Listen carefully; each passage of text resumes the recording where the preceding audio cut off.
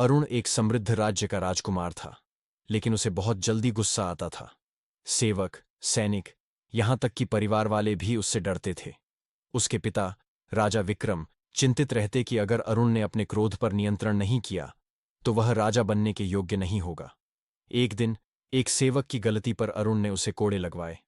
मालिनी ने उसे समझाया, भैया, गुस्सा आग है, यह सब कुछ जला देता है। पर अरुण ने उसे डांटकर भगा दिया। साधु रुद्र का आगमन। राजमहल के पास एक शांतिपूर्ण साधु रुद्र आकर ठहरे। उनके चेहरे पर गहरी शांति थी। राजा विक्रम ने उन्हें महल आमंत्रित किया और अरुण को भी बुलाया।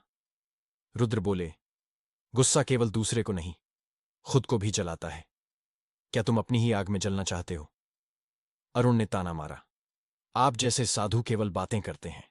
अगर आपको कोई गाली दे तो क्या आप चुप रहेंगे? रुद्र मुस्कुराए, हां, क्योंकि वह मेरे भीतर प्रवेश नहीं कर सकती यदि मैं उसे जगह न दूं। गुस्से की परीक्षा रुद्र ने अरुण को चुनौती दी।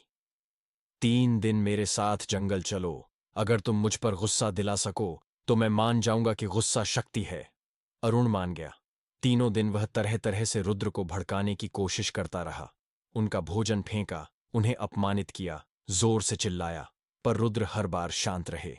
आत्ममंथन का क्षण। तीसरे दिन रात को अरुण थक कर बैठ गया।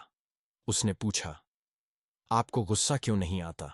रुद्र बोले, जब कोई अपशब्द देता है वह एक उपहार देता है। अगर मैं स्वीकार नहीं करता तो वह वापस उसी के पास जाता है। जैसे ही तुमने अपने गुस्से को मुझ पर फेंका, मैं तो बस उसे देखता रहा, जैसे कोई नदी बह रही हो। अरुण की आंखों में आंसू आ गए।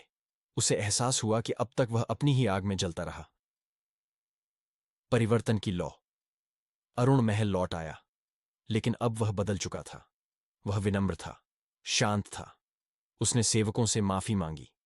बहन मालिनी से कहा, तुम सही कहती थीं, गुस्सा आग है और मैंने अब उस आग को बुझा दिया है।